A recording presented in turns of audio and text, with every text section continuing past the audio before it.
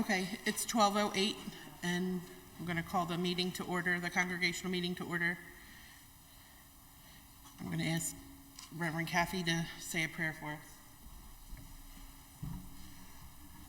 Let's pray. Lord, we thank you for the gift of this day. It's a glorious fall day that reminds us that seasons change, but that your love never does. And so as we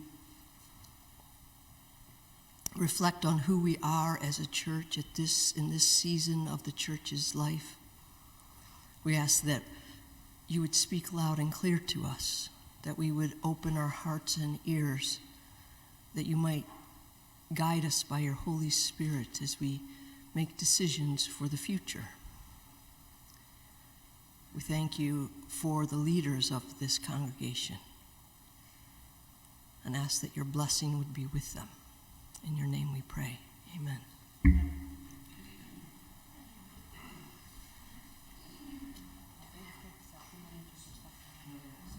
Okay.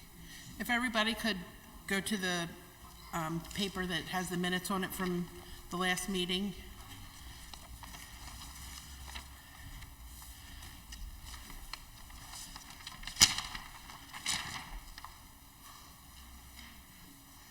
If everybody could just take a look at them and see if there's any changes or anything that they see that need to be changed.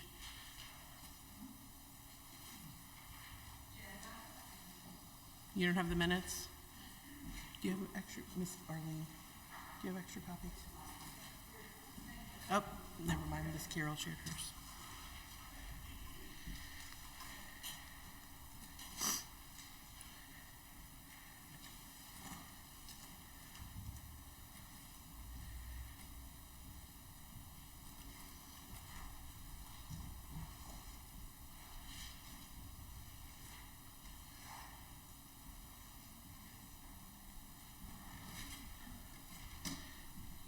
Something.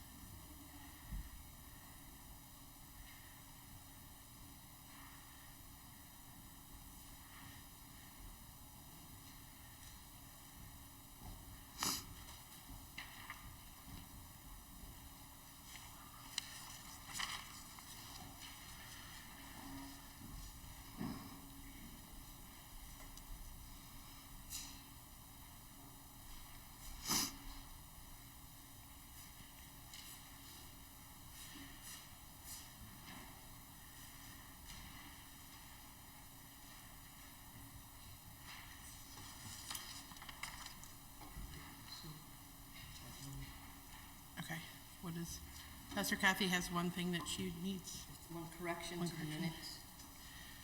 Under business, the second paragraph that starts with Scott, okay? Scott explained that a realtor is handling rental of the parsonage. Presently, 3 women have qualified and are interested in renting the house. A lead paint inspection is required for the house, but it's not at a cost of $3,400. That would have been the cost of the realtor because we had to pay 1 month's. Oh, I'm sorry, Carol, and thank you for reminding us because people are online too and they can't hear us unless we speak into the microphone. So it says that the house, that a lead paint inspection is required for the house at the cost of $3,400 for occupancy. That is not the cost of the lead-based paint inspection. It was much less than that. But the $3,400 was, at that time, was what we were renting the parsonage. We had it out, we were renting it for $3,400. Those 3 women who we thought we were going to rent to, it was going to cost us 1 month's rent to pay the person who, the realtor. So that's what that would have gone for to the realtor, okay? We had to get a lead paint inspection before occupancy, and because we had to wait, then those people moved along, and then we got different renters. And we are renting at $3,200 a month. That's what they asked for, and we said okay. All right, so that's a correction to the minutes. Any questions on the correction? Everybody understands that? All right.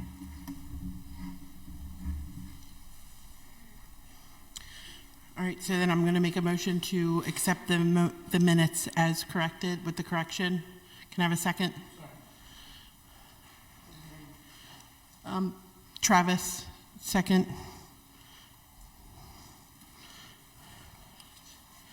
All right, the financial report is next.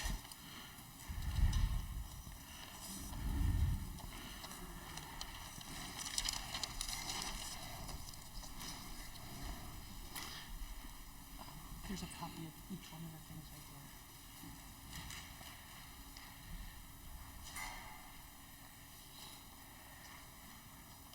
You'll see 3 different columns. One is where we're at through the end of October. One is the budget that we had for this year, that we projected for this year, and one is the budget that we have done for next year, the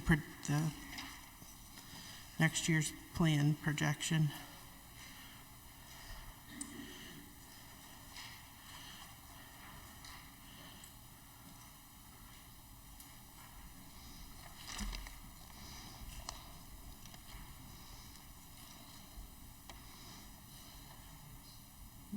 Yes, please. Reverend Kathy's going to point out some highlights. Oh, sure. I need some respect around this place.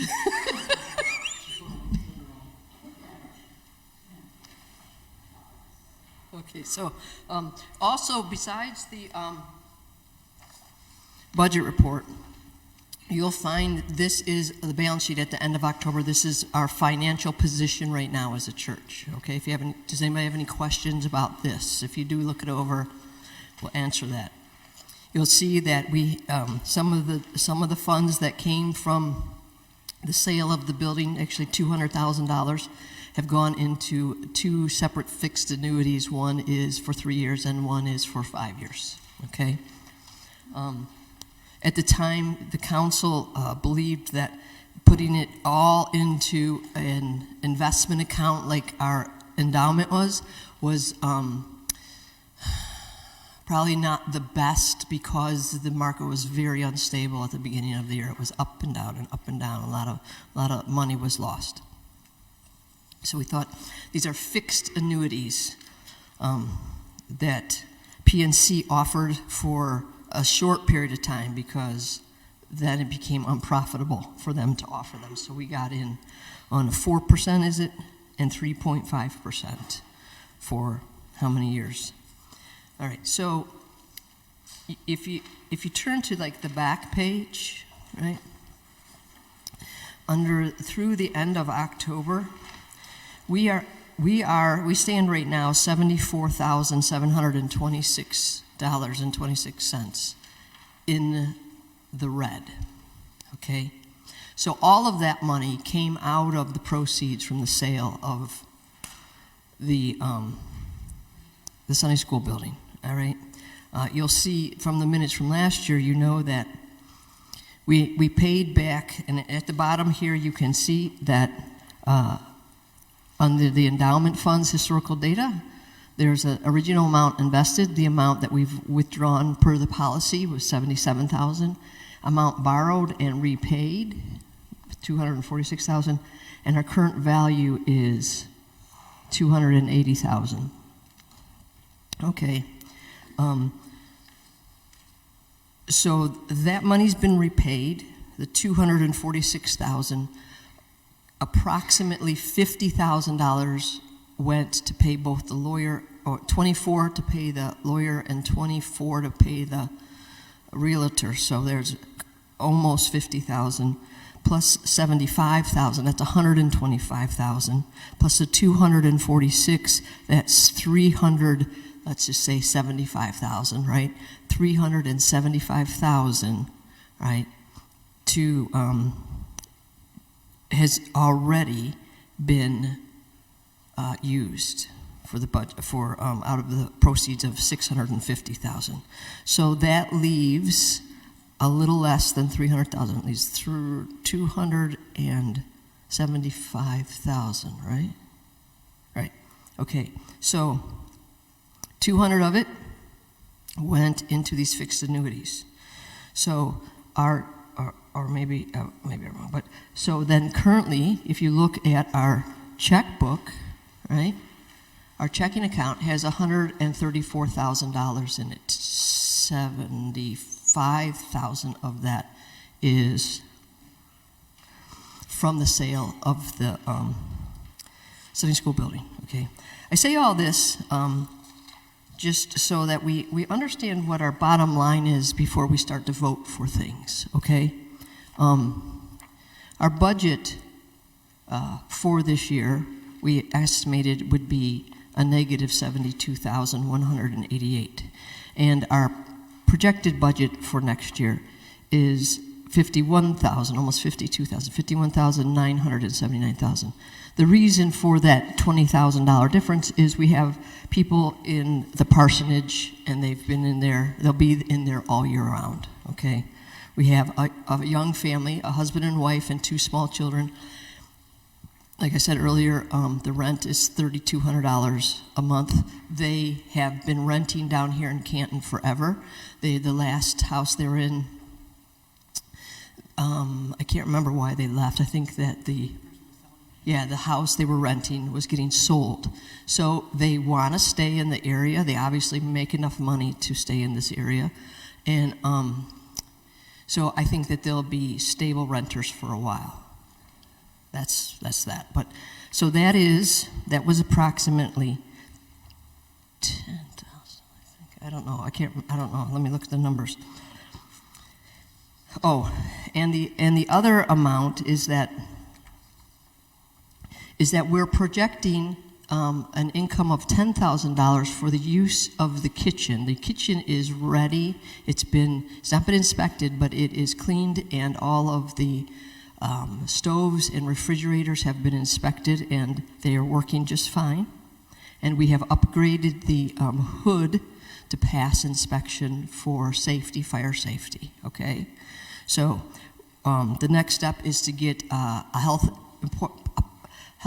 department inspection, and to also at the same time look for somebody who's interested in renting a kitchen space. If anybody here is in the food service industry or knows people in the food service industry, if you know of anybody who is looking to do a startup, or might even have a restaurant where it's just not big enough for what they need, that they want to expand on their what they offer, let them know that we have space that they can use, that they can rent.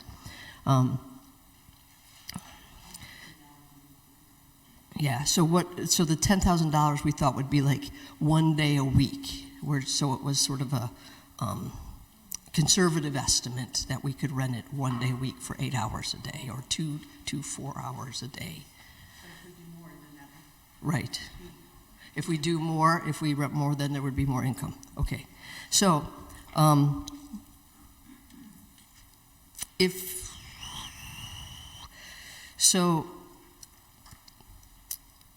let's say that this will be our budget, $51,000, okay, negative.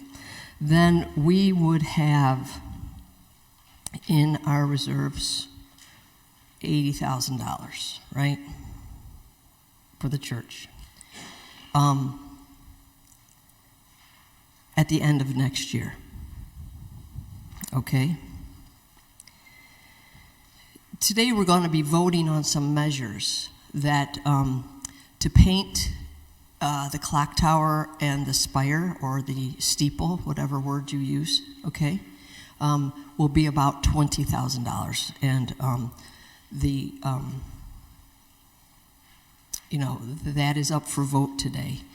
The windows, to replace the windows in that building off of here. If you've been upstairs in the upper room, there's about 20 windows in there now. We're replacing 20 total windows. And in the office, my office, and the upstairs room, okay, 20 windows. And that's at a cost of about $18,000 as well. And that was presented. These are estimates. These estimates are out of date. So the thing that you'll be asked to vote on is saying to allow up to $20,000, because we figure it's not going to be that much more. It might be a few dollars more, but not $2,000 more. So, but we do have what do I want to say, reputable and I don't want to say research, but well-known and people that we have gotten these estimates from, that Scott has worked with the window guy before, and it's the same window person that put the windows in the building next door. And this person that for the spire, they'll paint the spire, there's not a whole lot of people out there that do that kind of stuff, okay? And we got that referral from the people next door who've worked with them and say that, just to, make sure we understand that when you do a development like this, you're looking to do it, you're looking to do it at lowest costs, but also best work. So it's a good idea to trust that who they're working with will be a reputable resource, okay? So that's $40,000 just for those windows and that, okay? That will put us at, like I said,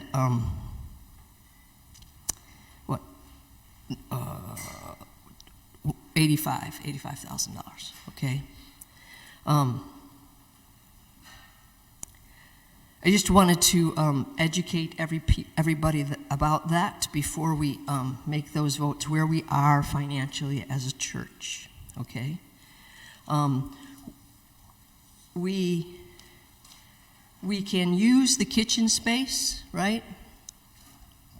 But this is not going to be a final answer for our financial needs as a church. We need to grow the church. And what are we doing to do that? We're doing lots of things. Not a whole lot is translated, right? We're doing the web sort of stuff, Facebook, Instagram, website, all those things. I am also part of a justice and witness group called Bridge Maryland that also I have friends who have, become a part of this, and their churches began to grow because of their work in the community, okay?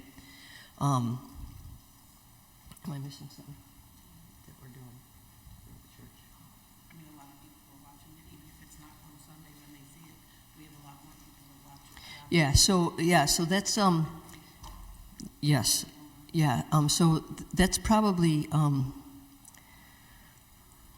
something to touch on, is that our web presence has helped us, right? People can give to the church through web, and I would just ask people who are on the web that if this is part of your life, that this is feeding you, then to ask that you would consider supporting the church through the PayPal account, okay? Also, I would ask all of us to look at what we're giving to see if what we're giving is, that we feel comfortable with that, or do we think that we should be doing more, or maybe we're good at where we're at, okay? This church historically has never done a stewardship campaign.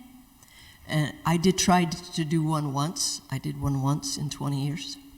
And it didn't go well, only because the congregation at that time was not used to it and didn't know how to take it, okay?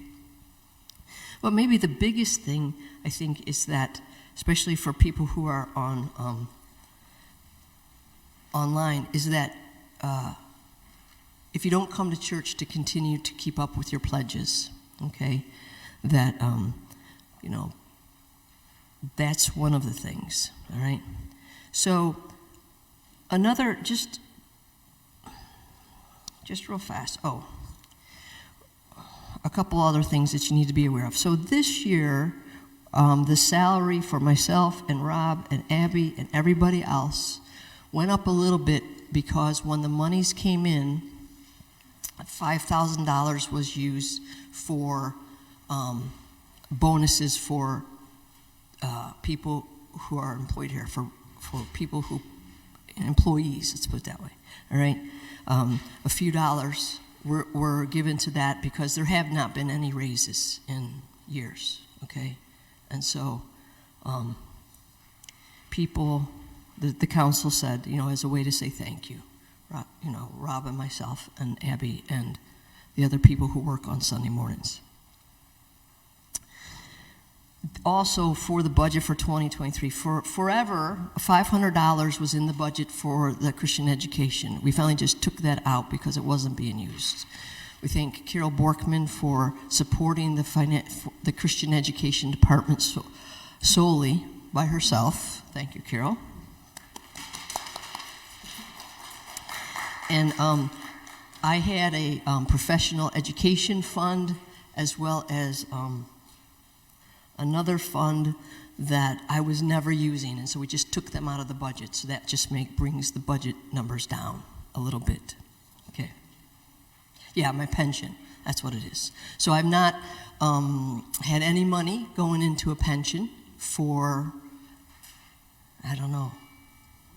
We budgeted it for 2022, but we didn't. Right, since before COVID hit in 2019. So, so those are, so we had budgeted last year, but the monies weren't there, and so we just took it out. Pension and professional fund development. All right. Any questions or thoughts about what is on the balance sheet? The budget. Katie. I just have an addition. So since December of 2020, online tithing has taken in $10,000, over $10,000. And something else that we're seeing online is that our views to our online services are averaging, excuse me for a second while I grab this number out of the board. It's a larger view later presence, which would encompass those who are online with us while worship is happening, and then also those who are watching it later, not necessarily during service times. So, give me 1 second while I pull this up. So we're averaging, like, as of last month, probably about 70-some people who are watching the service later. Now, I don't know how that's calculated, but for some reason we're getting more attention online, and it's not reflective of a presence that is in person. And that has increased recently with doing some advertising, but only by a couple of numbers. So maybe anywhere from 5 to 7 more than usual by doing advertising. So it's a question of why are these numbers here, and then we're not seeing them come into the actual building. That is all. That is all? Well, I think we know why they're not coming into the building, because the ability to watch church or be at church online has been a bonus for a lot of people's lives. Okay, I know Debbie's here today, Debbie Vaught, but you watch online all the time at home, right? Okay, sometimes it's like you can just roll out of bed and sit there and drink your coffee and not have to. Stay in bed. That's right. You can stay in bed if you want to, but so when there's that option, it doesn't mean people aren't going to be here. But so let's say an average on a Sunday is what, 5 to 7 people online. Anywhere from 5 to 12. 5 to 12. Okay, so let's say we added another 7 people in worship every Sunday. You would feel that difference of the number of bodies here, okay? And so to remember that, all right. So so PayPal was created as a part of our online reach, and that has, been a benefit, a huge benefit. And any sort of events or forums that we have that's offered during worship is also offered online, and you can go directly to Abby, and Abby will handle it, or we have prayer concerns. So anything that's offered here in the sanctuary is something that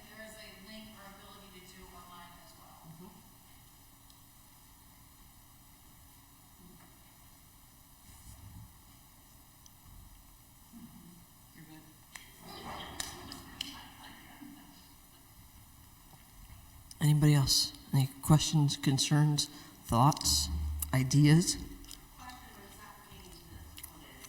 For the finances?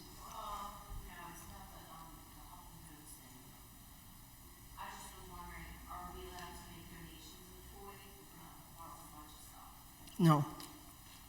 They have to keep things really like specific for the children, and there are things they can't have, like, as I said, this is, Hoffman Homes is like just a step down, literally a step down unit from inpatient psychiatric treatment, okay? There's counselors, the people who are in each house, there's like all these different houses that the kids live in, right? And they have counselors there all the time. They have a school there, Hoffman Homes. And so, I mean, kids are, the reality is that they're coming out of crazy homes, most of them. That's why they have trouble adapting in society. So, so it's like there's certain things they can't have, right? So that's why we tell them how many children we can sponsor at an average cost of so many dollars, and then they send us specific lists because these children have asked for these things, okay? But thank you, and I'm sure that there's a bunch of people who would still love to, that you can donate other places that you can donate, because it's a great thing that you do. You're fine. Because Hoffman Homes is one of the ministries that we support, right? We, so the budget of a negative $50,000, almost $52,000, includes $7,000 of that going outside of our doors to other ministries, okay? That might sound like a lot, but it's not,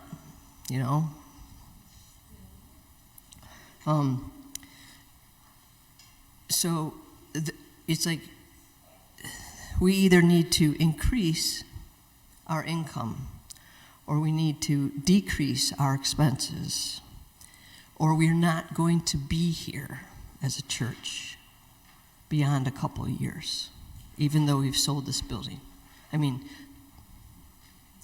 well, I take that back. There's $200,000 in investments that we hope to keep there, right?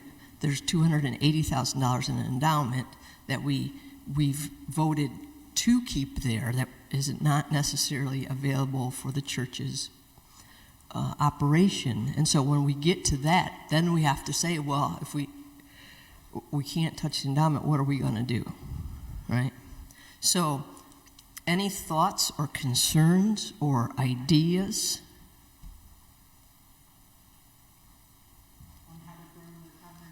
On how to ideas of what we can do to help bring income into the church so that we can do, what we're here to do, like, the missions and helping others. I think also the budget for next year includes a few fundraisers. The Borkman machine is going to, the machine of Jennifer and Cheryl and Carol and all of them, and their friends, we'll be starting bingo up again. And I know that makes people happy. But where is it? Fundraising on the front page, fundraisers. So we are projecting just 2 bingos, probably, at first. As long as we can do them safely, yes. And I spoke that yesterday. Timmy was here, and I said, would he be willing to still call? He said, as long as we pay him, and then he started laughing. He's still willing to call it. Okay, yeah, so it really what has been is, COVID continues to exist in this world, and I think it always will. And so it's like, can we do that safely? Can we gather a bunch of people without masks safely? Because, all right, we're going to move on here if we don't have any questions, thoughts, ideas, concerns. Okay. Jennifer? All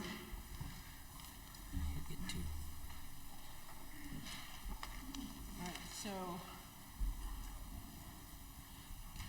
I'm going to take a vote to accept the budget as written. Can I have a second? Joanne Johnson. Second it. Should we do the vote now?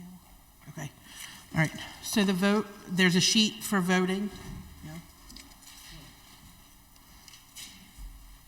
It's for the church budget.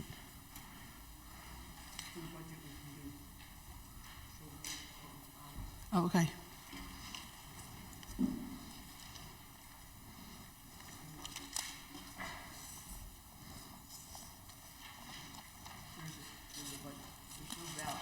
There's no ballot for the budget. So Jennifer presented, accept the budget. With a show of hands, can I see everybody who accepts the budget? Any that don't accept? Negatives?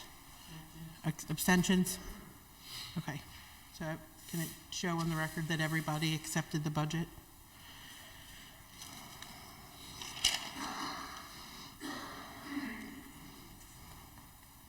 Okay, so next is the election of council and endowment committee members. It's on the back of the agenda. We have Patty Bear, who is willing to do a fourth term. Terry Bragg, who is willing to serve a second term. Travis Hogan, who is willing to serve a fourth term. Brandon Hovermill, it'll be his first term. Trish Lewis, her second term. And Marion Cruz, her first term.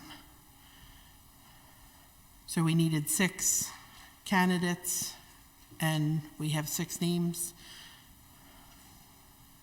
And also for the endowment committee, Mark Betch and Carol Borkman are willing to serve. There's a place on the ballot for, you can either accept the candidates that have accepted to run, or if anybody else would like to run, and you can, any nominations from the floor, you can throw right in. Don't everybody raise your hand at once. Endowment.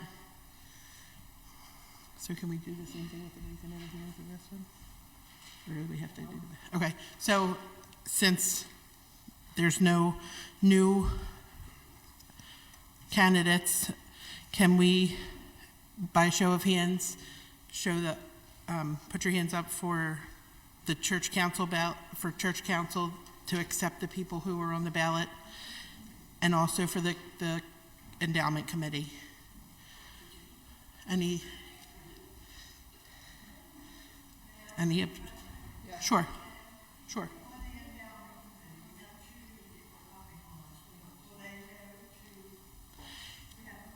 Mark is already on it. This is going to be his second term. And Barbara Matthews is coming off because she has a lot with her mom. Okay. But Joanne is going to head the... Joanne Johnson is now the chair of the endowment committee. She's been on it, so she understands. Thank you for stepping up and doing that, Joanne. And Susan Rao is now the financial secretary.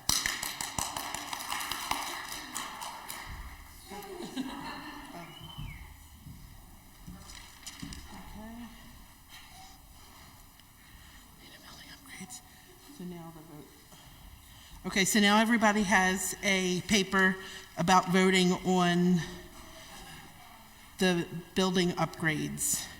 If everybody could take a second, just use the pencil in the pew.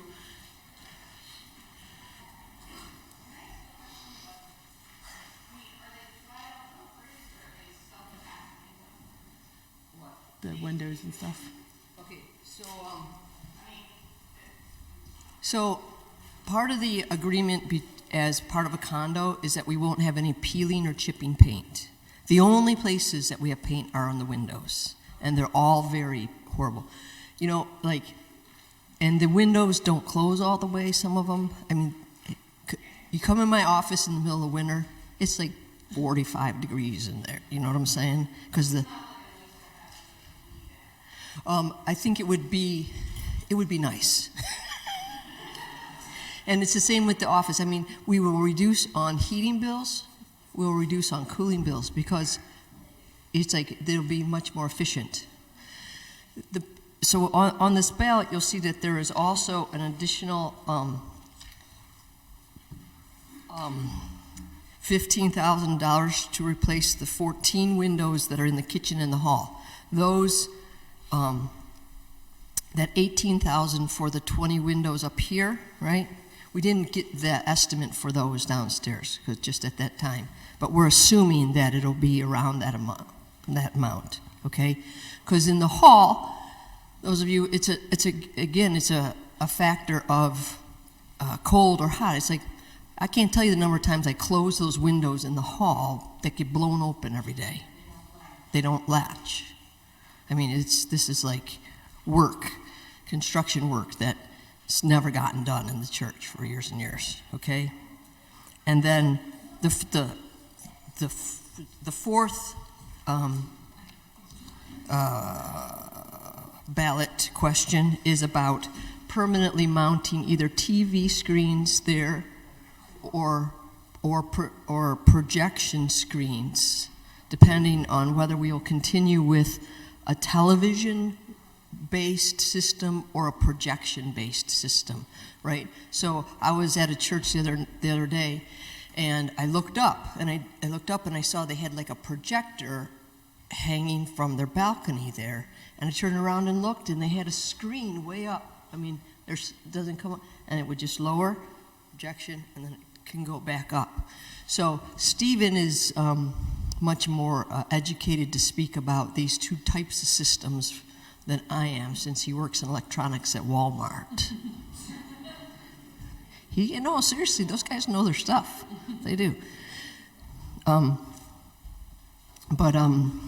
So either way, if we go the television, if we go the television route, we know it'll be less than $5,000 because we've already priced it out. And the council has that decision. It can use up to $5,000 without a congregational vote. I'm assuming that the projector screens would also be less than $5,000, okay? And so the question is the congregation okay with permanently altering the space of the sanctuary? That's the more important matter before us. And then we'd also, if we get the congregation's approval and we do mount them, then we would be able to use the pulpit and the lectern again instead of having The pulpit. television sitting behind you. Right. And if we do the televisions, we're thinking about being able to like fold them back, right? And when they're not in use for, let's say, weddings, and then they can be folded back, right? Swivel. Thank you, Pam. And with those also, we can save money on bulletins and paper because, and with the money, for the televisions also, we don't use as many bulletins because, most people look at the screen. So it's also.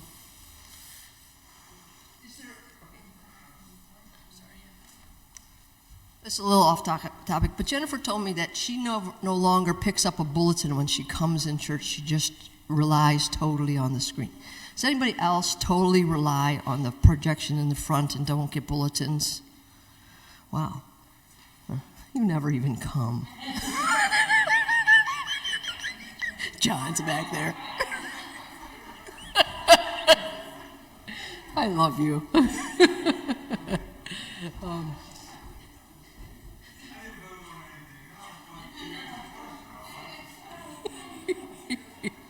Okay, all right. So a couple people, look at Dick and Linda, probably the most long-term member here in Dick, and Miss Arlene and Miss Carol, right? Dick's one doesn't, no, I don't need paper anymore. All right. Uh-huh. They'll be like what they are now. But there'll be one on this side also, not just this side, so everybody see this side. We did when we sort of created the software. not created the software, but chose the software. Katie makes them as big as she can for what needs to be on a slide, okay? So the only option would be to get a TV that would allow for more space, like allow for it to be bigger. Yeah, we'd have to get bigger. We don't even, what did we say this is 65? This is a 65, I think the max we were looking about is a 75. So, but that's good to know, because some people, like Patty, I don't think, Patty, you don't use the screens, do you? Because you can't read them. All right, is that true? She needs new glasses.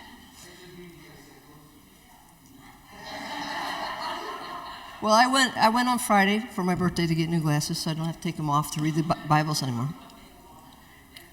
Okay, so, but that's, that's a choice, right? Okay. All right, so if everybody could take a few minutes to fill out their paper, and, no, this is mine. Yeah, I have mine, and Cheryl gave me one for her. This is my mother's, this is Katie's, and these are the 3 for online. You don't have to, no.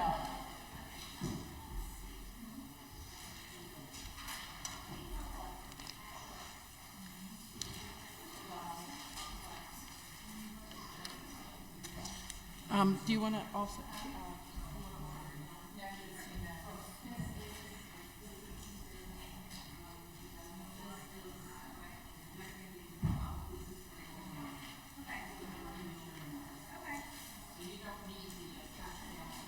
No, we already did that, yes.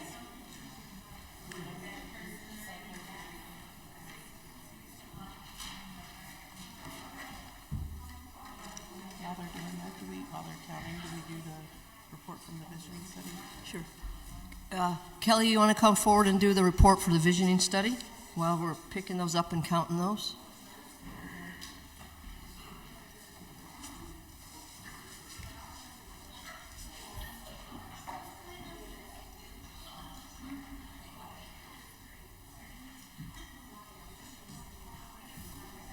Hi, Connor.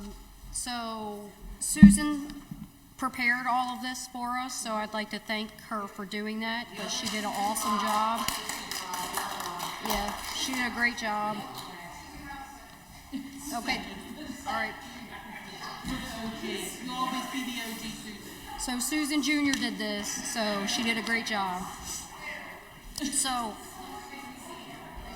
So earlier this year, the church participated in the breakout sessions where members shared ideas for how we could reach our community, grow our church, and most importantly, share the gospel, which we all remember that, right? Okay, in September, we received an analysis from Jill White of our community and church demographics to understand how we fit in our neighborhood.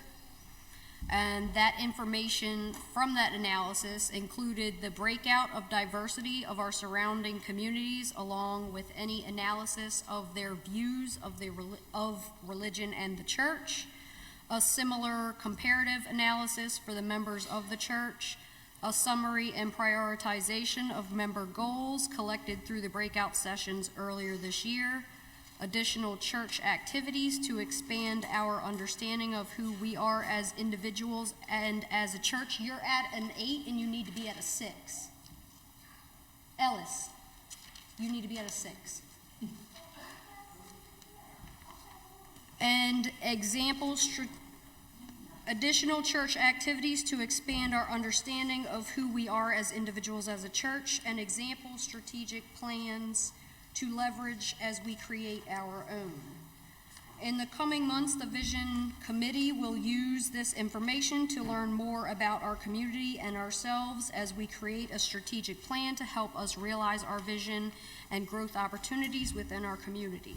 Part of that process will begin today with an exercise to help us understand our gifts. This will help us to understand how to use our gifts in line with the activities we outline as part of that strategic plan.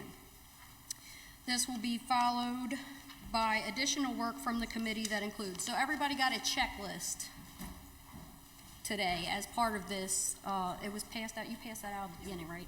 So it was the sheet that Kathy passed out before worship began. So we ask that everybody fills that out. It's a way to help you ask yourselves those important questions and find out what you actually have, like what your gifts are, because sometimes we don't realize that we have gifts. So please do take the time to fill that out, because that will help us to know what you guys want to be involved in and what you guys want to actually do, okay? This will be followed by the additional work from the committee that includes interviews with community leaders and business owners to understand the needs and build relationships, addressing items from our list that we may already have accomplished or could be accomplished quickly without the need of formal prioritizing and planning. That's like church events being shared via social media. Basically, that's like the low-hanging fruit, the things that we all talked about that we were like, oh yeah, we want to do that. That's like easy and quick that we can do. The first draft of a strategic plan, which incorporates 3 objectives we would like to accomplish. First, to be presented back to the church of January 2023. So in January, we'll talk to you guys again about our findings after we get your checklists back.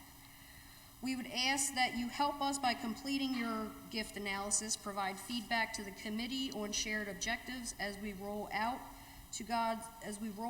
the strategic plan, and pray we are able to realize our potential according to God's will for our community and church. This will require everyone's participation to be successful. We look forward to this partnership. Does anybody have any questions, comments, concerns, problems, thoughts, emotions?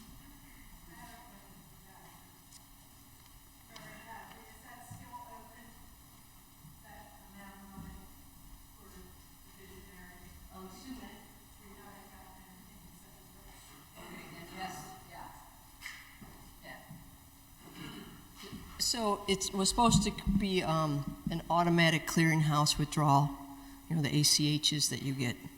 And no, you paid it, the $270? The $270, yeah. Then the other one's still open if you have not got another one. Okay, all right. So I just want to go over this sheet that everybody got a little bit earlier. You're going to see in here, see, these are your numbers, right, for each question. And then you put your number for that question in the shaded box. Please place scores in the shaded box next to the statement. So it's going to move you all around, okay? Because then you need to add them up. And you add them up on the back side. And then this is how you look at your gift analysis. Then how many numbers are in these, and it will help, all right? If you don't want to do any of this stuff or add them up, just put your numbers in these 2 pages and hand it back. It's that easy, okay? Again, put your name on the front of it so that we know you don't have one. Here you go.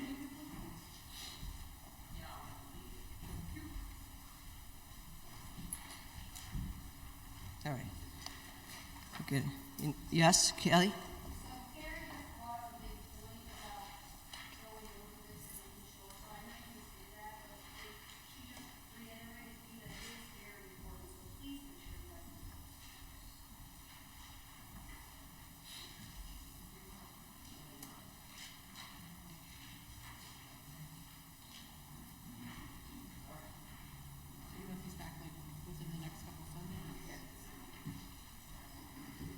Yeah, so it won't take you but a few minutes if you want to do it right now and just hand it to me on the way out. That'd be great. But absolutely, please bring them back as soon as possible. So I should get about 25 of these back after today. Okay. Now, pastor's report. All right.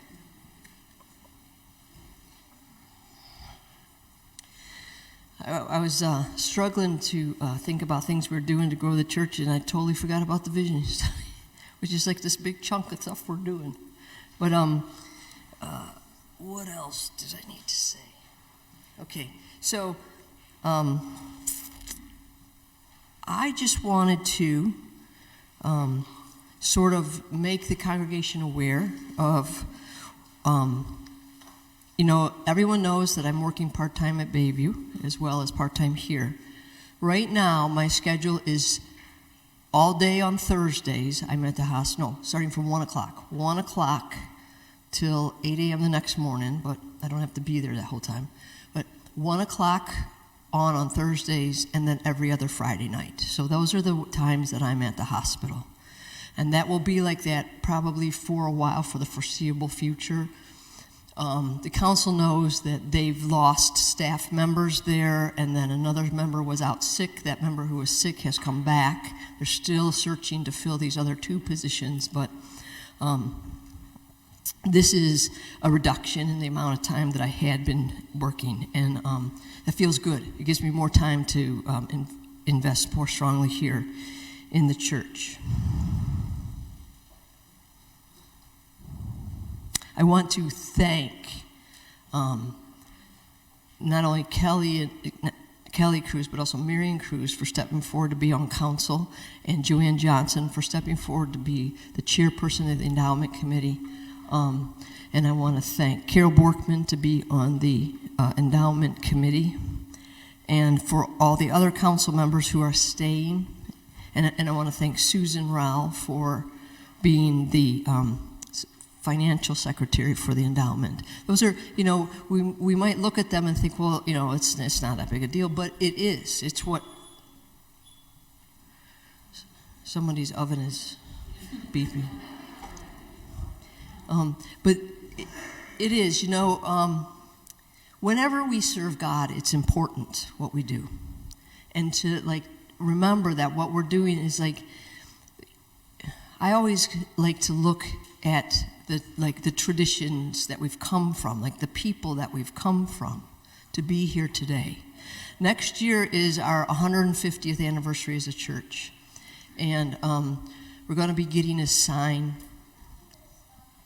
do this by January, put out in the front of the congregation saying 150 years strong, come celebrate with us, and worship or something. It's something that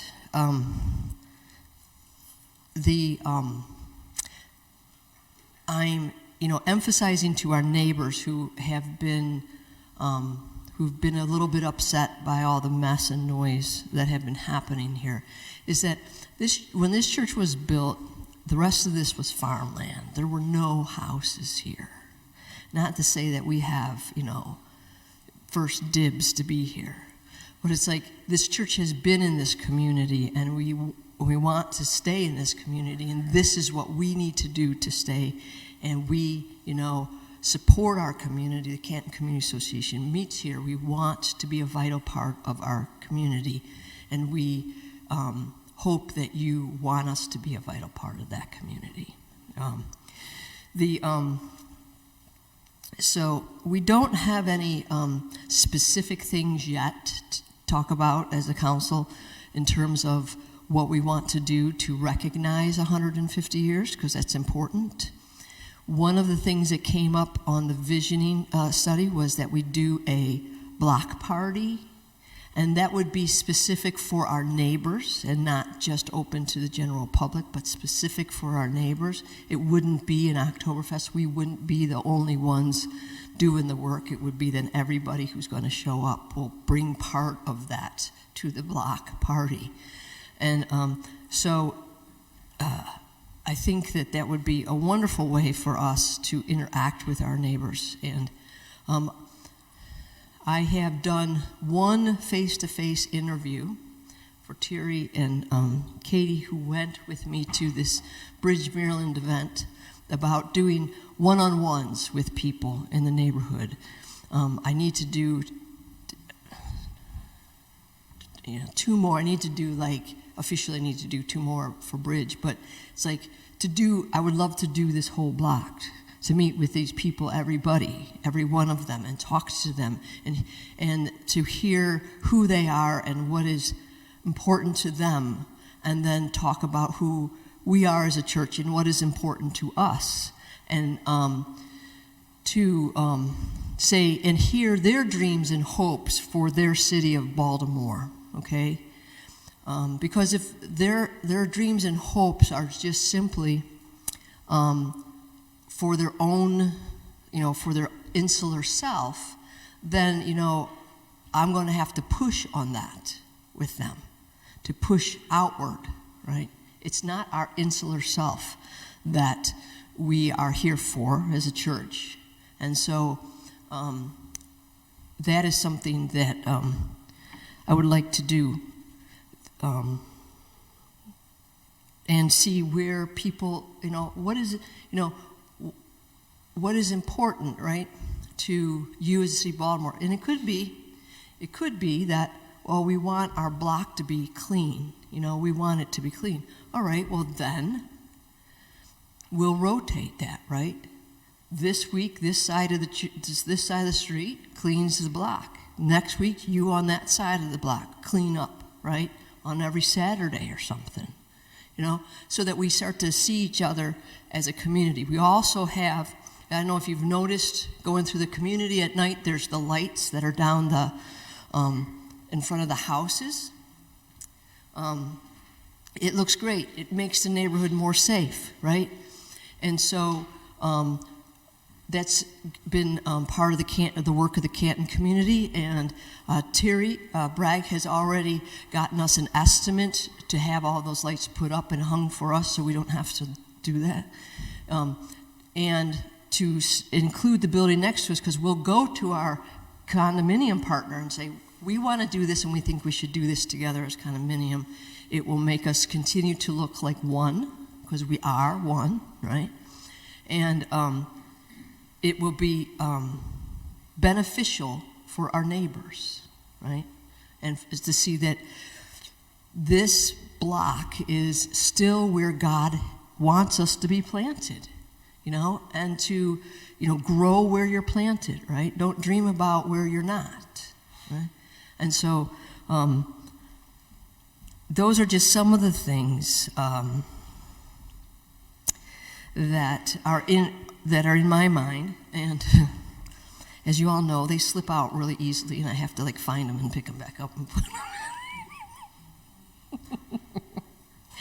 But is there any questions of me? Anybody have any questions or thoughts or concerns? Okay.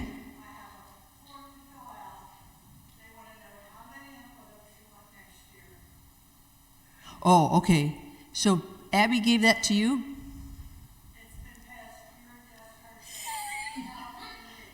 You know what rolls downhill.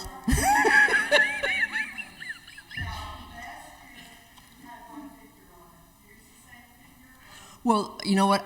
I will write it down and I will get with Abby on Wednesday and see how many we will need, okay? What? Right. Yes, they do. So I'm thinking whatever we ordered last year, it was 60-some, was it? Yeah, that's the good number. That's a good number. You're welcome. Yes.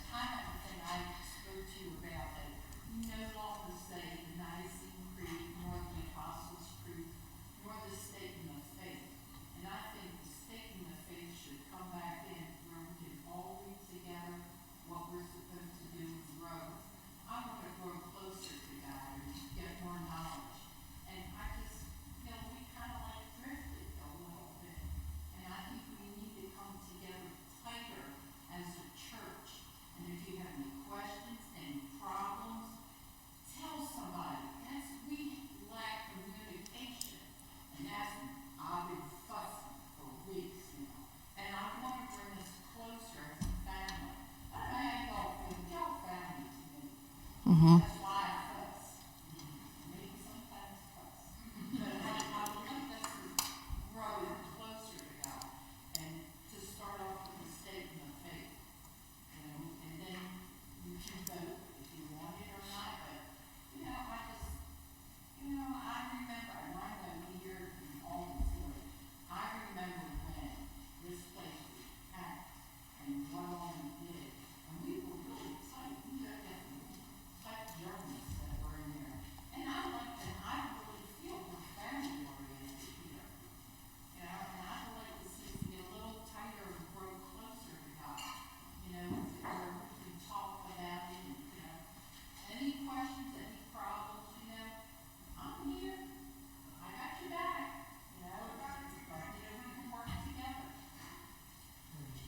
you say? Yeah. What about if you're not German? What if you're not German? What if you're not?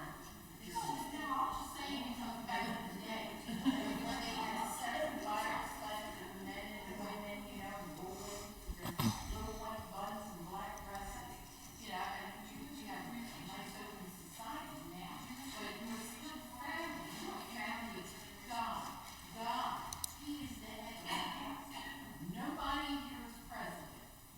You know, the council and the pastor work for the congregation. And we all work together to make it better and draw us closer to God. Okay, so to Pam's thoughts about using some sort of statement of faith, whether it be a creed or a statement of faith in worship, I always include the Apostles' Creed at welcoming of new members, right?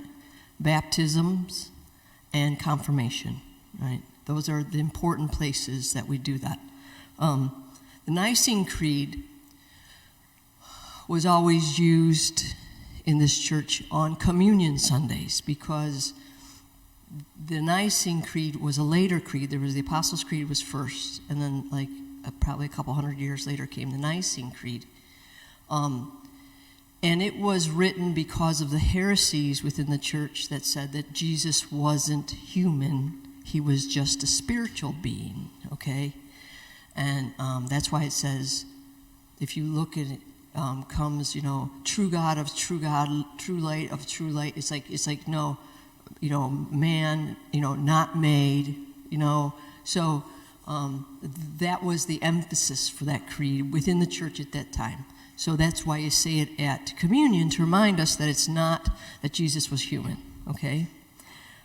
We've never done a statement of faith. When I got here, I was not aware of the church using statements of faith specifically like to the United Church of Christ, because that's where it would be, like a statement of faith specific to the UCC. I think we've done one once in the 20 years that I've been here. We put one in. I put one in someplace. But, yeah, right, in the old hymnal. Yeah, we got the Apostles' Creed and the Nicene Creed. Right, and that was the old one. So the statement of faith in the United Church of Christ has gone through some changes. The first one was all male-dominated language. The second one was gender-neutral language, and then the third one was a personal. Instead of God is, it's like you are, like us talking to God specifically, which is the one I like the most, to have the interaction with God in the first person instead of the third person. Is the three different statements of faith. They all say the same things, otherwise it's just how you refer to God. So that's a great thing. Would people welcome having more liturgical statements of faith in worship? Raise a hand. Yes? No?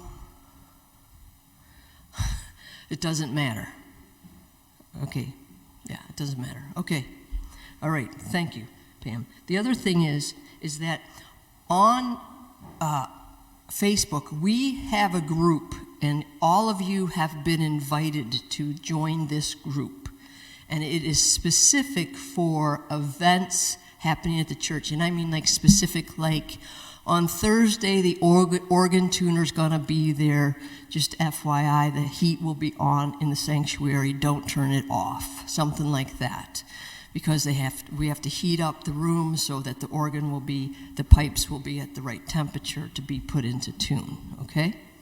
Same with the AC. So, and anything else, or like, all right, it's 1:15. Anything else like? Can anybody help deliver X, Y, or Z to shut-ins? Those sorts of things, okay? It's not specific to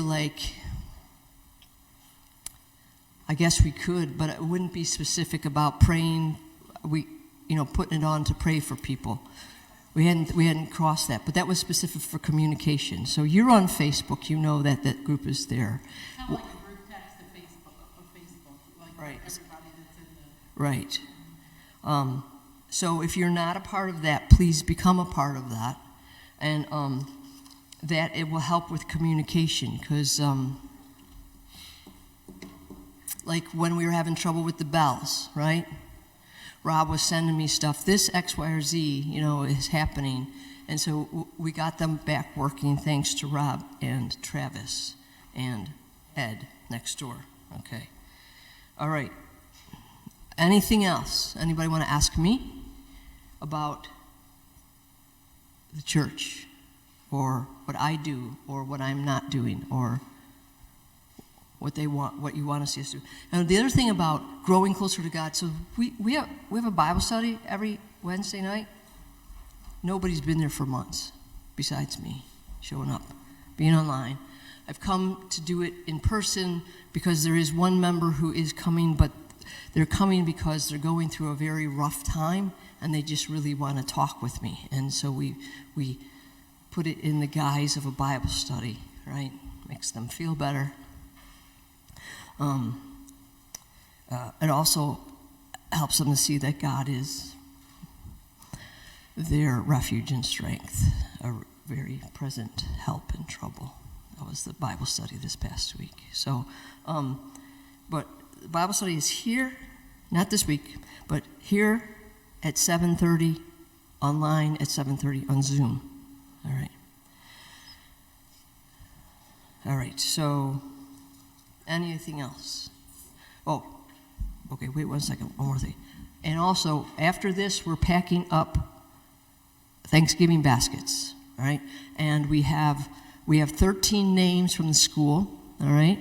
So we have enough for 2 extra baskets if anybody knows anybody who needs one, okay?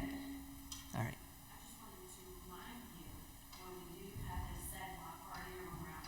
Uh-huh. Ah. Yes. That's a great thing.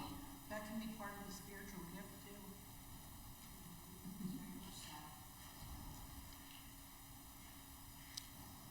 too. Okay. Anybody else? All right, Jennifer.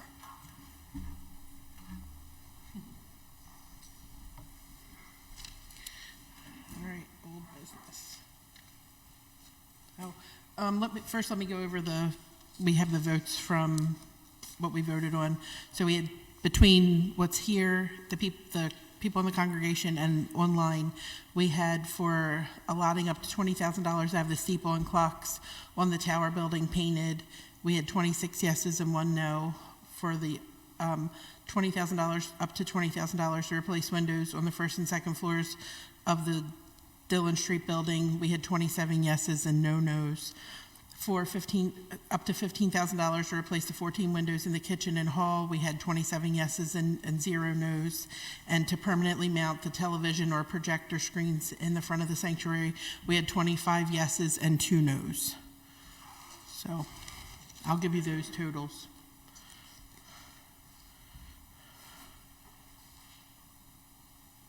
Okay.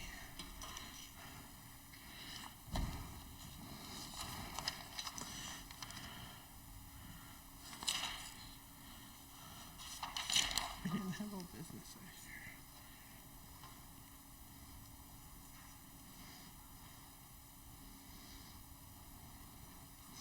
For old business, the sale of the Sunday school building. Oh, does anybody have anything for old business? No. Anything for new business?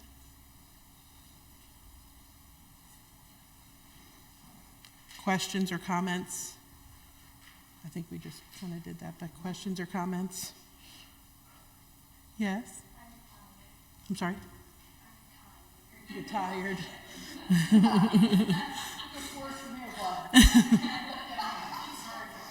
You need a chocolate donut. Okay, so what time is it?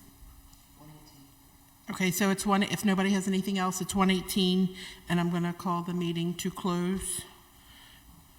Second, Stephen Jankowitz, with both hands. And I just ask that everybody, we're going to say the Lord's Prayer as our closing prayer. Our Father, who art in heaven, hallowed be thy name. Thy kingdom come, thy will be done, on earth as it is in heaven. Give us this day our daily bread, and forgive us our trespasses, as we forgive those who trespass against us. And lead us not into temptation, but deliver us from evil. For thine is the kingdom, the power, and the glory, forever and ever. Amen. Thank you, everybody, for coming, and I hope everybody comes downstairs.